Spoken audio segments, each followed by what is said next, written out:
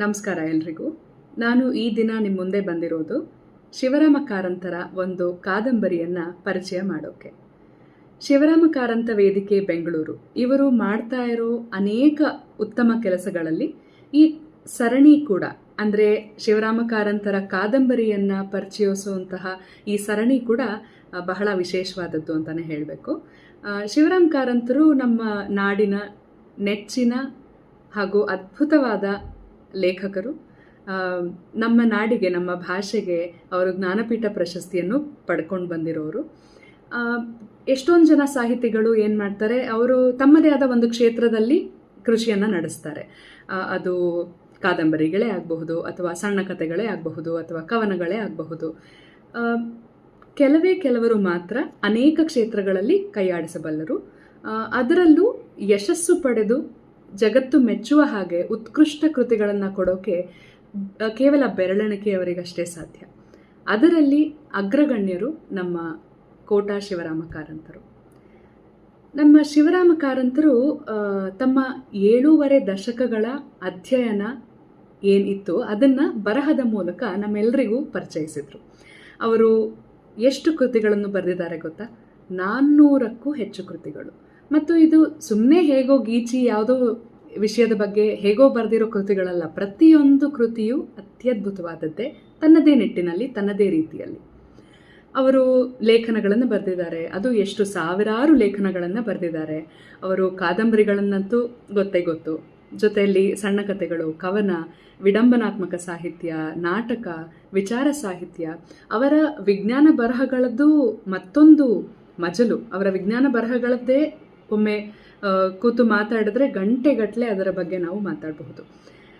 ಇಂತಹ ಶಿವರಾಮ ಕಾರಂತರು ಒಂದು ದಿವಸ ಮೊದಲ ಬಾರಿ ಬರೆಯೋಕೆ ಶುರು ಮಾಡಿದರು ಅಲ್ವಾ? ಅದು ಕವನವೇ ಆಗಲಿ, ಕಥೆನೇ ಆಗಲಿ, ನಾಟಕನೇ ಆಗಲಿ. ಹಾಗೆ ಅವರ ಮೊದಲ ಕಾದಂಬರಿ ಯಾವುದಿದೆಯಲ್ಲ, ಅದೇ ವಿಚಿತ್ರಕೂಟ. ಆ ಕಾದಂಬರಿಯನ್ನು ಪರಿಚಯ ಮಾಡೋ ಸೌಭಾಗ್ಯ ನಂದು. ಈ ಮೊದಲ ಕಾದಂಬರಿ, ಅವರು ಕಾದಂಬರಿಯನ್ನೇ ಬರಿಬೇಕು ಅಂತ ಹೊರಟವರಲ್ಲ, ಅಥವಾ ಕಾದಂಬರಿಯನ್ನು ಒಂದು ಪುಸ್ತಕವಾಗಿ ಪ್ರಕಟ ಮಾಡಬೇಕು ಅಂತ ಬರೆದವರಲ್ಲ. ಅವರು ಈ ಕಾದಂಬರಿಯನ್ನು, ವಿಚಿತ್ರಕೂಟ ಅನ್ನೋ ಈ ಕಾದಂಬರಿಯನ್ನು ತಮ್ಮದೇ ಪತ್ರಿಕೆ, ವಸಂತ ಅನ್ನೋ ಪತ್ರಿಕೆಯಲ್ಲಿ ಪುಟ ತುಂಬಿಸೋಕ್ಕಾಗಿ ಚಂದ ಏನಾದರೂ ಬರಿಬೇಕು ಅಂತ ಹೇಳಿ ಬರೆದ ಕಾದಂಬರಿ ಇದು. ಈ ಕಾದಂಬರಿಯ ಮೊದಲ ಮುದ್ರಣ, ಪುಸ್ತಕ ರೂಪದಲ್ಲಿ ಮೊದಲ ಮುದ್ರಣ ಆಗಿದ್ದು 1924ರಲ್ಲಿ. ಇದರ ಮುನ್ನುಡಿಯಲ್ಲಿ ಸ್ವತಃ ಕಾರಂತರೇ ಹೀಗೆ ಬರೀತಾರೆ: ಇದು ನನ್ನ ಪ್ರಥಮ ಯತ್ನ, ಇದು ನನ್ನ ಸ್ವತಂತ್ರ ಕಾದಂಬರಿ, ಅನೇಕ ನ್ಯೂನಾತಿರಿಕ್ತಗಳು ಇರಬಹುದು, ಅದನ್ನು ಕ್ಷಮಿಸಿ ಅಂತ ಓದುಗರಲ್ಲಿ ವಿನಮ್ರರಾಗಿ ಕೇಳ್ಕೊತಾರೆ ಶಿವರಾಮ ಕಾರಂತರು.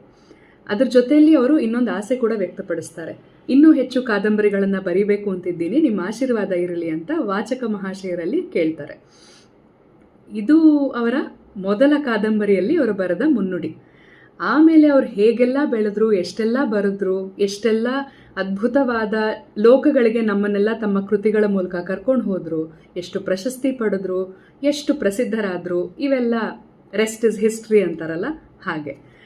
ಈಗ ಈ ವಿಚಿತ್ರಕೂಟ ಕಾದಂಬರಿ ಇದೆಯಲ್ಲ, ಇದು 123 ಪುಟಗಳಿವೆ. ಇದರಲ್ಲಿ 3 ಭಾಗಗಳಿವೆ, ಮತ್ತು ಪ್ರತಿ ಭಾಗಗಳಲ್ಲೂ ಅನೇಕ ಅಧ್ಯಾಯಗಳಿವೆ. ಮೊದಲನೇ ಭಾಗದಲ್ಲಿ 12 ಅಧ್ಯಾಯ, ಎರಡನೇದರಲ್ಲೂ 12 ಅಧ್ಯಾಯ, ಮೂರನೇ ಭಾಗದಲ್ಲಿ 14 ಅಧ್ಯಾಯ ಇದೆ. ಇದು ಒಂದು ಪತ್ತೇದಾರಿ ಕಾದಂಬರಿ.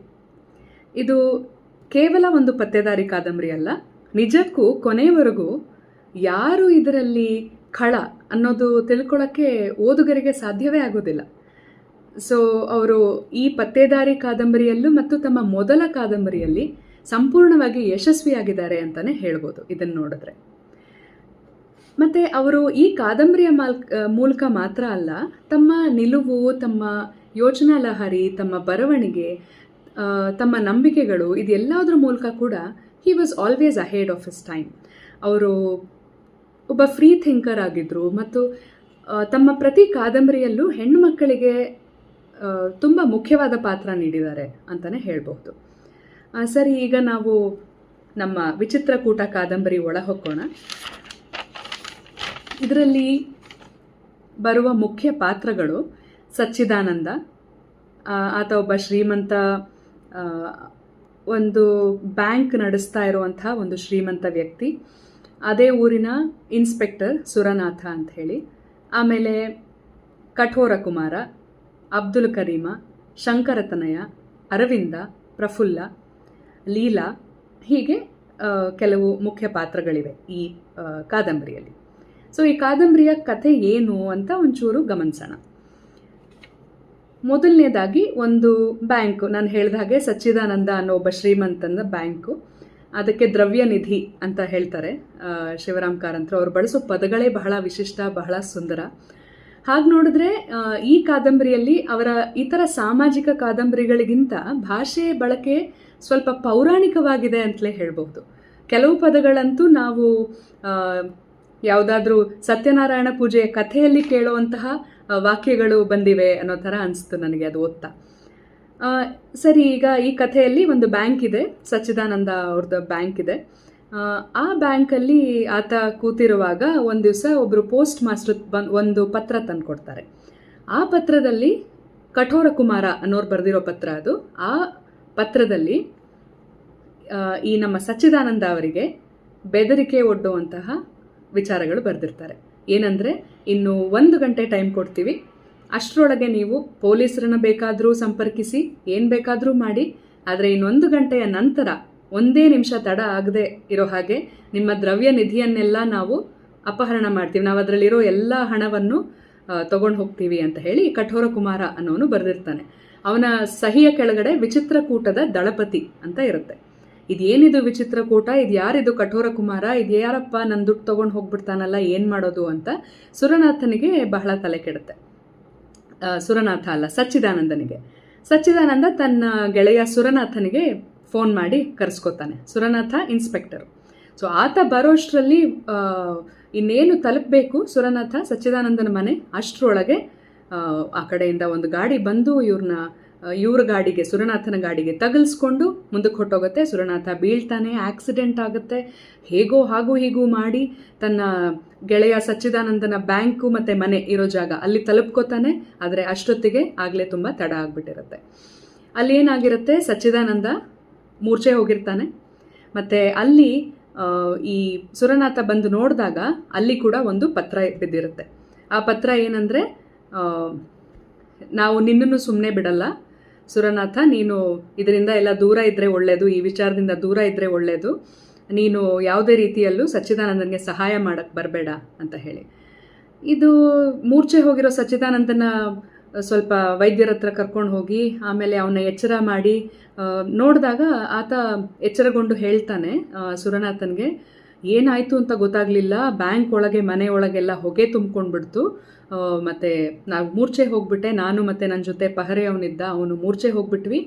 ಈಗ ಏನಾಯಿತು ಅಂತ ಗೊತ್ತಿಲ್ಲ, ದುಡ್ಡು ಎಲ್ಲ ಇಟ್ಟಿದ್ದ ಕಬ್ಬಿಣದ ಪೆಟ್ಟಿಗೆ ಸೇಫ್ ಏನಿತ್ತು ಅದನ್ನು ಒಡೆದ್ಬಿಟ್ಟಿದ್ದಾರೆ, ಅದರಲ್ಲಿದ್ದ ದುಡ್ಡು ಮತ್ತು ನೋಟ್ ಪುಸ್ತಕ ಎಲ್ಲ ತೊಗೊಂಡು ಹೋಗ್ಬಿಟ್ಟಿದ್ದಾರೆ ಅಂತ ಹೇಳ್ಕೊತಾನೆ. ಸರಿ, ಈಗ ಏನು ಮಾಡೋದು ಅಂತ ಯೋಚನೆ ಮಾಡ್ತಾ ಸುರನಾಥ, ಸರಿ ಹೇಗಾದರೂ ಮಾಡಿ ಇದನ್ನು ನಾನು ಸರಿ ಮಾಡ್ತೀನಿ, ನಾನು ಹುಡುಕ್ತೀನಿ ಯಾರು ಮಾಡಿರೋದು ಇದನ್ನು ಅಂತ ಯೋಚನೆ ಮಾಡ್ತಾ ಇರ್ತಾನೆ. ಆಗ ಇನ್ನೂ ಕೆಲವರು ಅಲ್ಲಿ ಆ ಬ್ಯಾಂಕ್ನಲ್ಲಿ ಕೆಲಸ ಮಾಡೋರು ಇರ್ತಾರೆ, ಕಾರಣಿಕರು. ಅವ್ರು ಅವಾಗ ಬರ್ತಾರೆ.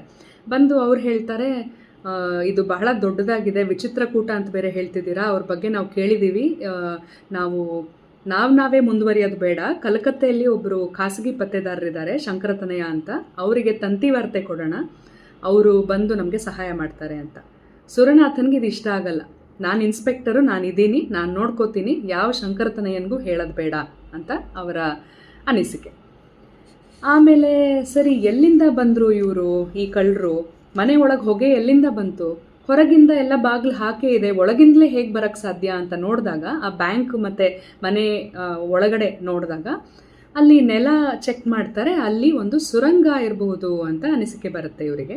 ಸೊ ಈ ಸುರನಾಥ ಇನ್ಸ್ಪೆಕ್ಟರ್ ಯಾರಿರ್ತಾನೆ ಅವನು ಮತ್ತು ಅವನ ಜೊತೆಯವರೆಲ್ಲ ಸೇರಿ ಅಲ್ಲೆಲ್ಲ ಒಂದಷ್ಟು ಅಗದು ಒಳಗೆ ಹೋಗ್ತಾರೆ, ನೋಡ್ತಾರೆ, ಒಳಗಿಂದ ಒಳಗೆ ಸುರಂಗನೇ ಇರುತ್ತೆ, ಎಷ್ಟೊಂದು ಅನೇಕ ಮಜಲುಗಳಲ್ಲಿ ಇರುತ್ತೆ ಅಲ್ಲಿ. ಸೊ ಒಳಗೆ ಹೋಗ್ತಾನೆ ಅವರಿಗೆ ಅಲ್ಲೊಂದು ಹಗ್ಗ ಸಿಗುತ್ತೆ, ಒಂದು ಏಣಿ ಸಿಗುತ್ತೆ. ಸೊ ಅಲ್ಲಿ ಒಂದು ವಿಶೇಷವಾದ ಜಗತ್ತೇ ಇದೆ, ಒಂದು ವಿಕ್ಷಿಪ್ತವಾದ ಒಂದು ನಿಗೂಢವಾದ ಜಗತ್ತೇ ಇದೆ ಅಂತಲೇ ಅವರಿಗೆ ಅನಿಸುತ್ತೆ.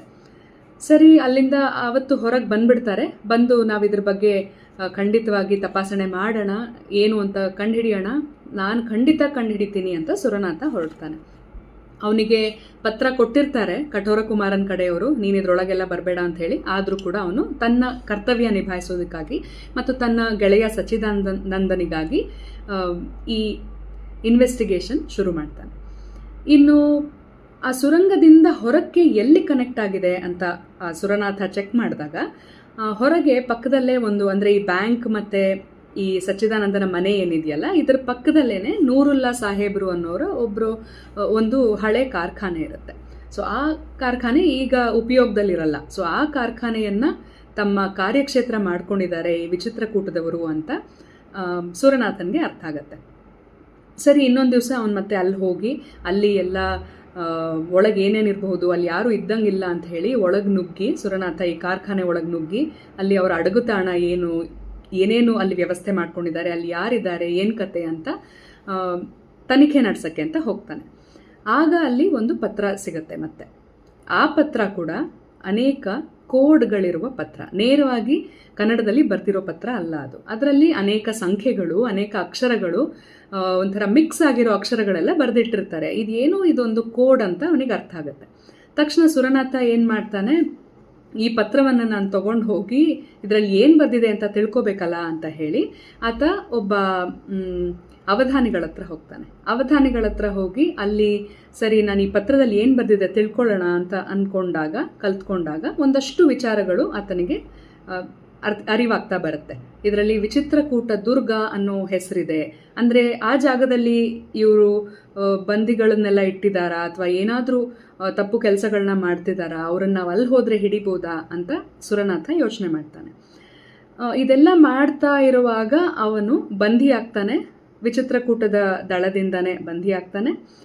ಹೀಗೆ ಬಂಧಿಯಾದವನು ಮತ್ತೆ ಹೊರಗೆ ಬರೋಕ್ಕೆ ಏನು ಮಾಡಿದ್ರೂ ಸಾಧ್ಯ ಇಲ್ಲ. ಅದರಲ್ಲೂ ಅವನು ಒಬ್ಬನೇ ಇರೋದಿಲ್ಲ, ಅವನ ಜೊತೆ ಇನ್ನೂ ಇಬ್ಬರು ಸಹಚರರು ಇರ್ತಾರೆ. ಸೊ ಈ ಇನ್ಸ್ಪೆಕ್ಟರ್ ಸುರನಾಥ ಮತ್ತು ಅವನ ಸಹಚರರು ಈ ತನಿಖೆ ನಡೆಸೋ ವೇಳೆ ಬಂಧಿಗಳಾಗ್ತಾರೆ. ಆಗ ಸರಿ, ಈಗ ಏನು ಮಾಡೋದು, ಹೊರಗಿನವ್ರಿಗೆ ಗೊತ್ತಿಲ್ಲ ಇವ್ರು ಬಂಧಿಯಾಗಿರೋದು ಅಂತ. ಆಗ ಕಠೋರ ಕುಮಾರ ಒಂದು ಪತ್ರ ಬರೀತಾನೆ ಸಚ್ಚಿದಾನಂದನಿಗೆ, ಬ್ಯಾಂಕ್ ನಡೆಸ್ತಾ ಇದ್ನಲ್ಲ ಆ ಸಚ್ಚಿದಾನಂದನಿಗೆ ಬರೆದು, ನಿನ್ನ ಗೆಳೆಯ ಇನ್ಸ್ಪೆಕ್ಟರ್ ಸುರನಾಥ ನಮ್ಮ ಬಂಧಿಯಾಗಿದ್ದಾನೆ, ಈಗ ಅವನನ್ನು ಹುಡುಕ್ಸೋ ಯಾವುದೇ ಪ್ರಯತ್ನ ಮಾಡಬೇಡ, ನೀನು ಈ ತನಿಖೆನ ಮುಂದುವರಿಸಲು ಬೇಡ, ನಿನಗೆ ಸಿಗೋದಿಲ್ಲ ಅವನು ಸಚ್ಚಿದಾನಂದ ಅನ್ನೋ ಥರ, ಸುರನಾಥ ಅನ್ನೋ ಥರ. ಸೊ ಸಚ್ಚಿದಾನಂದನಿಗೆ ತುಂಬ ಬೇಜಾರಾಗೋಗುತ್ತೆ. ಇದೇನಿದು, ನನ್ನ ಗೆಳೆಯ ಇನ್ಸ್ಪೆಕ್ಟರು, ನಾನು ಬೇಡ ಈ ತನಿಖೆ ಮುಂದುವರಿಸಬೇಡ ಅಂತ ಹೇಳಿದೆ, ಆದರೂ ಹೋಗಿ ಸಿಕ್ಕಾಕೊಂಡನಲ್ಲ ಅಂತ ಹೇಳಿ. ಆಗ ಇನ್ನು ಉಳಿದವರೆಲ್ಲ ಹೇಳಿದ್ರಲ್ಲ ಮುಂಚೆ, ಹಾಗೆ ಈ ಪ್ರೈವೇಟ್ ಡಿಟೆಕ್ಟಿವ್ ಯಾರಿರ್ತಾನೆ ಶಂಕರತನಯ ಕಲ್ಕತ್ತೆಯಲ್ಲಿ, ಅವನನ್ನು ಕರೆಸ್ಕೊಂಡು ಬಿಡೋಣ, ಅವನೇ ಇದನ್ನು ಖಂಡಿತವಾಗಿ ಬಗೆಹರಿಸ್ತಾನೆ ಅಂತ ಹೇಳಿ ಅವನಿಗೆ ಟೆಲಿಗ್ರಾಮ್ ಮಾಡ್ತಾರೆ. ಈ ಶಂಕರತನಯ ಕಲ್ಕತ್ತೆಯಲ್ಲಿ ಬಹಳ ಫೇಮಸ್ ಆದ ಖಾಸಗಿ ಡಿಟೆಕ್ಟಿವ್. ಅವನಿಗೆ ಸುಮಾರು 35 ವರ್ಷದವನು. ಅವನಿಗೊಬ್ಬ ಗೆಳೆಯ ಇರ್ತಾನೆ, ಅಸಿಸ್ಟೆಂಟ್ ಅಂತಲೂ ಹೇಳ್ಬೋದು, ಗೆಳೆಯ ಅಂತಲೂ ಹೇಳ್ಬೋದು, ಅರವಿಂದ ಅಂತ ಹೇಳಿ 20 ವರ್ಷದ ಯುವಕ. ಸೊ ಇವರಿಬ್ಬರು ತಂತಿ ಬಂದ ತಕ್ಷಣ, ಅಂದರೆ ಟೆಲಿಗ್ರಾಮ್ ಬಂದ ತಕ್ಷಣವೇ ಆಯಿತು ನಾವೀಗ ಹೊರಡೋಣ ವಿಶ್ವನಾಥಪುರಕ್ಕೆ ಅಂತ ಹೇಳಿ ಹೊರಡ್ತಾರೆ. ಅಲ್ಲಿ ಇದೇ ವೇಷದಲ್ಲಿ ಹೋಗೋದು ಬೇಡ, ನಾವು ಯಾರು ಅಂತ ಈಗಾಗಲೇ ಸುಮಾರು ಜನಕ್ಕೆ ಗೊತ್ತು ಅಂತ ಹೇಳಿ ವೇಷ ಮರೆಸ್ಕೊಂಡು ಮೊದಲನೇದಾಗಿ ಶಂಕರತನಯ ಅಂದಿನ ರಾತ್ರಿ ಟ್ರೈನ್ಗೆ ಹೊರಡ್ತಾನೆ. ಅರವಿಂದ ಮತ್ತು ಶಂಕರತನಯನ ನಾಯಿ ಏನಿದೆ ಬಾಗ್ ಅಂತ ಹೇಳಿ ಅವರಿಬ್ಬರು ಆಮೇಲೆ ಬಂದು ಜಾಯಿನ್ ಆಗ್ತಾರೆ ಅಂತ ಇವರ ಯೋಜನೆ. ಸೊ ಈ ಶಂಕರತನಯ ವೇಷ ಮರೆಸಿ ಹೊರಡುವಾಗ ಅವನು ಒಂದು ಕಾಬೂಲ್ನಲ್ಲಿರುವಂತಹ ವ್ಯಕ್ತಿ, ಅಫ್ಘಾನಿಸ್ತಾನದ ವ್ಯಕ್ತಿ ಥರ, ಕಾಬೂಲಿ ಥರ ವೇಷ ಹಾಕ್ಕೊಂಡು ಹೊರಡ್ತಾನೆ. ಅವನ ಹತ್ರ ಒಂದು ಚೀಲ ಬೇರೆ ಇರುತ್ತೆ. ಅವ್ನು ಟ್ರೈನಲ್ಲಿ ಹೋಗ್ತಾ ಇರುವಾಗ ಅಲ್ಲೊಬ್ಬ ಪಂಜಾಬಿ ವೇಷದಲ್ಲಿರೋನು ಇರ್ತಾನೆ, ಅಥವಾ ಪಂಜಾಬಿ ಇರ್ತಾನೆ ಅಂತ ಅನ್ಕೋಬೋದು. ಅವನಿಗೆ ಇವನ ಹತ್ರ ಇರುವ ಬ್ಯಾಗ್ ಮೇಲೆ ಕಣ್ಣು, ಈ ಚೀಲದಲ್ಲಿ ಏನೋ ಬಹಳ ದುಡ್ಡಿರ್ಬೋದು ಅಂತ ಹೇಳಿ ಆ ಪಂಜಾಬಿ ವ್ಯಕ್ತಿ ಈ ಕಾಬೂಲಿ ಮೇಲೆ ಅಟ್ಯಾಕ್ ಮಾಡಿ ಆ ಚೀಲ ಕಿತ್ಕೊಂಡು ಓಡಕ್ಕೆ ಹೋಗ್ತಾನೆ.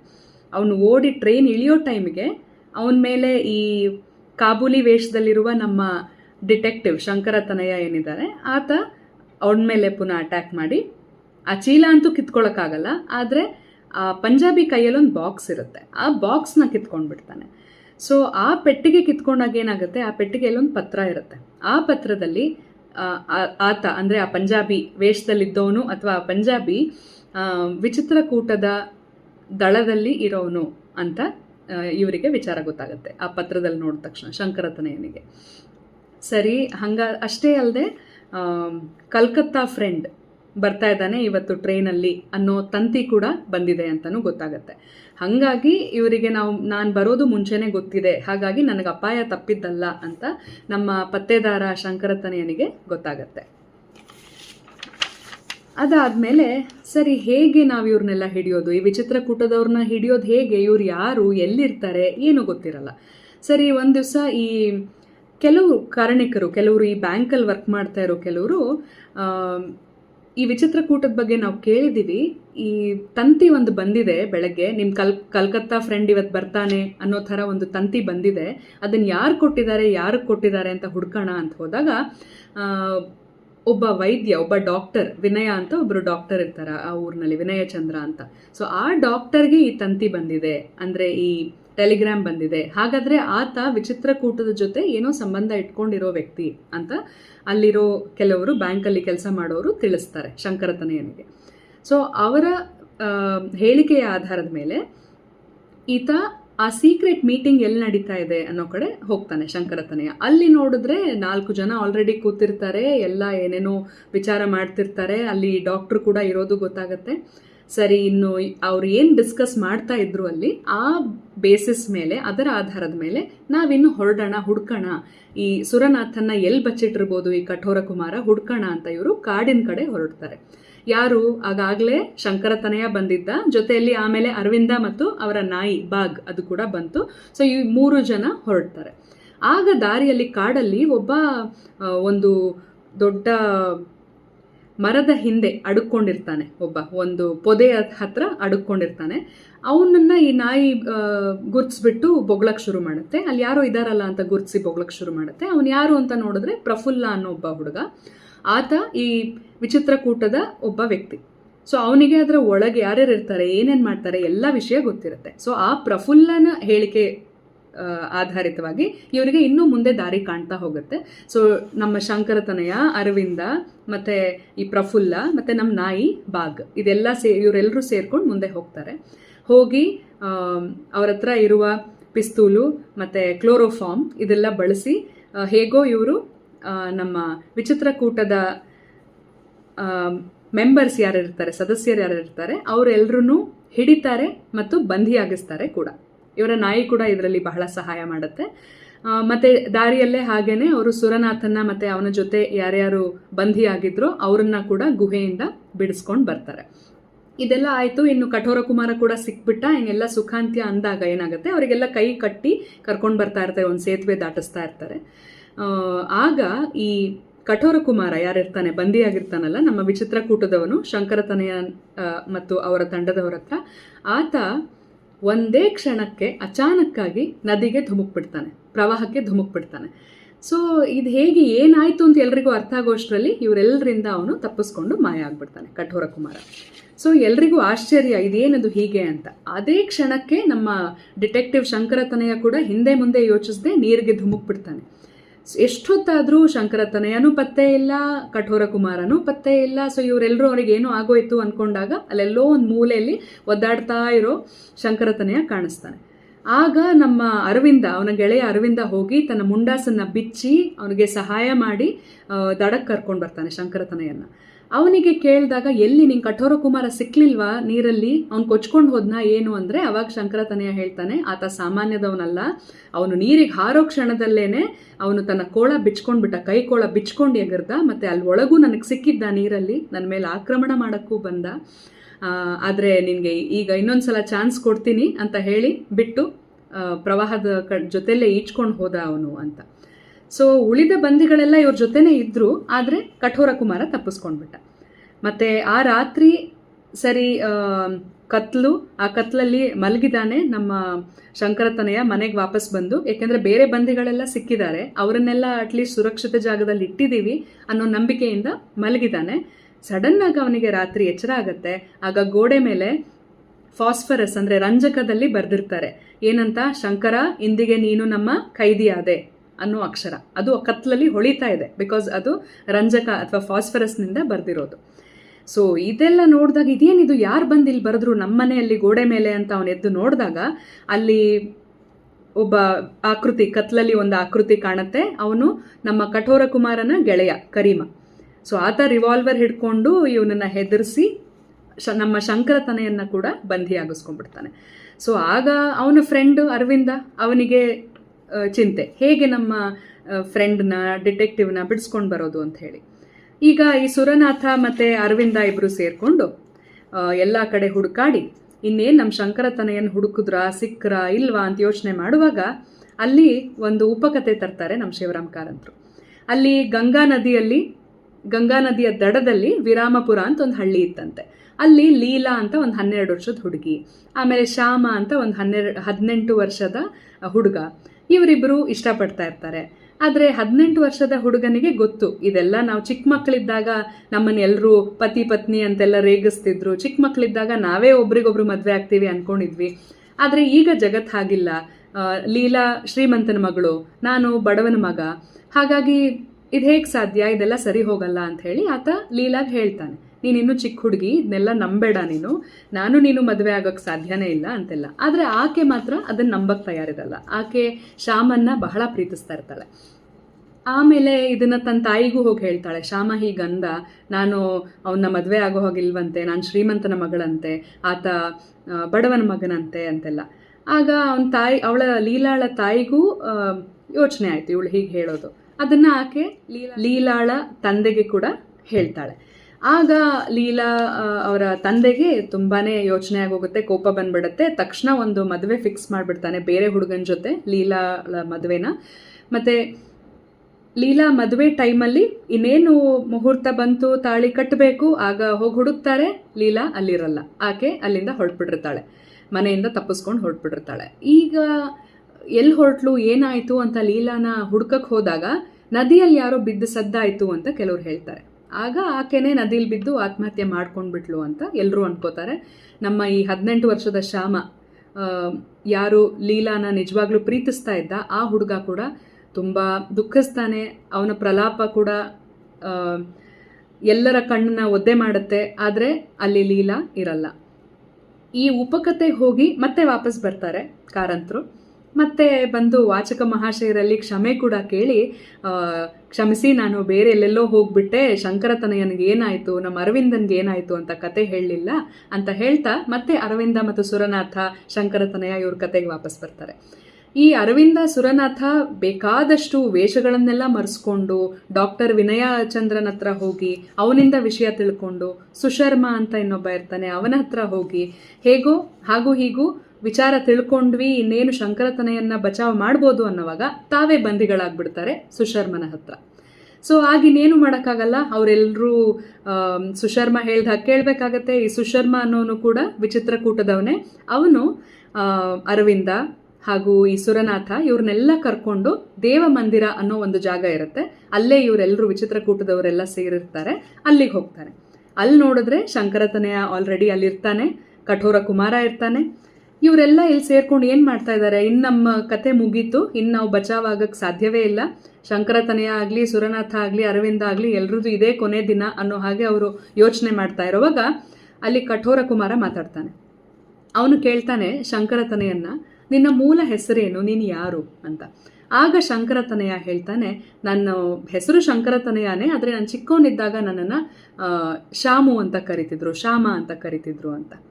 ಆಗ ಅವನು ತನ್ನ ಕತೆ ಹೇಳ್ಕೊತಾನೆ, ತಾನು ಲೀಲಾ ಅನ್ನೋ ಹುಡುಗಿನ ಇಷ್ಟಪಟ್ಟಿದ್ದು, ಆದರೆ ಆಕೆ ಕಾಣೆಯಾಗಿದ್ದು, ಇದೆಲ್ಲ ಹೇಳ್ತಾನೆ. ಆಗ ಕಠೋರ ಕುಮಾರ ಕೇಳ್ತಾನೆ, ಅಕಸ್ಮಾತ್ ಆ ಲೀಲಾ ಬದುಕಿದ್ದು ಈಗ ನಿನ್ನ ಮುಂದೆ ಬಂದರೆ ನೀನು ಅವಳನ್ನ ಮದುವೆ ಆಗ್ತೀಯಾ ಅಂತ. ಆಗ ನಮ್ಮ ಶಂಕರತನಯ ಹೇಳ್ತಾನೆ, ಸಂಪೂರ್ಣವಾಗಿ ನಾನು ಅವಳನ್ನ ಒಪ್ಕೊಂಡು ಅವಳನ್ನ ಮದುವೆ ಆಗ್ತೀನಿ, ಅದಕ್ಕಿಂತ ಸೌಭಾಗ್ಯ ಇನ್ನೊಂದಿಲ್ಲ ಅಂತ ಹೇಳಿ. ಆಗ ನಮ್ಮ ಕಠೋರ ಕುಮಾರ ತಾನು ಕಟ್ಕೊಂಡಿರೋ ಮುಂಡಾಸು ಬಿಚ್ಚಿ ತಾನೇ ಲೀಲಾ ಅನ್ನೋದನ್ನು ಪ್ರಕಟಪಡಿಸ್ತಾನೆ.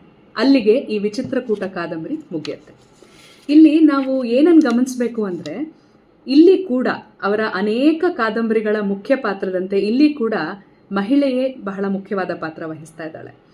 ಮತ್ತು ಇನ್ನೊಂದು ಏನಂದರೆ, ಈ ಡಿಟೆಕ್ಟಿವ್ ಅಥವಾ ಪತ್ತೇದಾರಿ ಕಥೆಗಳನ್ನು ಓದಿರೋರಾಗಲಿ ಅಥವಾ ಪತ್ತೇದಾರಿ ಜಾನರ್ನ ಸಿನಿಮಾಗಳನ್ನು ಮತ್ತು ವೆಬ್ ಸೀರೀಸ್ನೆಲ್ಲ ನೋಡೋರಾಗಲಿ ನಾವು ಏನು ಮಾಡ್ತೀವಿ ಸಾಮಾನ್ಯವಾಗಿ, ಈತ ಕೊಲೆಗಾರ ಇರ್ಬೋದು ಅಥವಾ ಈತ ಇರ್ಬೋದು ಕಳ್ಳ ಅಂತ ನಾವು ಗೆಸ್ ಮಾಡ್ತಾ ಹೋಗ್ತೀವಿ. ಮತ್ತು ನಮ್ಮ ಗೆಸ್ ಪ್ರತಿ ಸಲ ತಪ್ಪು ಅಂತ ಪ್ರೂವ್ ಮಾಡ್ತಾ ಹೋದರೆ ಆ ಡೈರೆಕ್ಟರ್ ಅಥವಾ ಆ ಬರಹಗಾರ ಸಕ್ಸಸ್ಫುಲ್ ಅಂತ ಅನ್ಸ್ಕೋತಾರೆ. ನಮ್ಮ ಶಿವರಾಮ್ ಕಾರಂತರು ತಮ್ಮ ಮೊದಲ ಪತ್ತೇದಾರಿ ಕಾದಂಬರಿಯಲ್ಲೇ ಇದರಲ್ಲಿ ಯಶಸ್ವಿಯಾಗಿದ್ದಾರೆ. ಕೊನೆಯ ಪುಟದವರೆಗೂ ಈ ಕಠೋರ ಕುಮಾರ ಅನ್ನೋವನು ಮೂಲತಃ ಹೆಣ್ಣು, ಲೀಲಾ ಆ ಪಾತ್ರದಲ್ಲಿದ್ದಾಳೆ ಅಥವಾ ಲೀಲಾನೇ ಕಠೋರ ಕುಮಾರ ಅನ್ನೋದು ಕೂಡ ಯಾರಿಗೂ ತಿಳಿಯೋಕೆ ಸಾಧ್ಯನೇ ಇಲ್ಲ. ಅಷ್ಟು ಚಂದವಾಗಿ, ಅಷ್ಟು ಆಸಕ್ತಿಪೂರ್ಣವಾಗಿ ಈ ಕಾದಂಬರಿಯನ್ನ ರಚಿಸಿದ್ದಾರೆ ನಮ್ಮ ಶಿವರಾಮ್ ಕಾರಂತರು. ಇವರ ಈ ಮೊಟ್ಟ ಮೊದಲ ಕಾದಂಬರಿಯನ್ನ ಪರಿಚಯ ಮಾಡೋಕೆ ನನಗೆ ಅವಕಾಶ ಮಾಡಿಕೊಟ್ಟ ನಮ್ಮ ಶಿವರಾಮ ಕಾರಂತ ವೇದಿಕೆಯ ಎಲ್ಲರಿಗೂ ನಾನು ಧನ್ಯವಾದ ಹೇಳ್ತೀನಿ. ನಮಸ್ಕಾರ.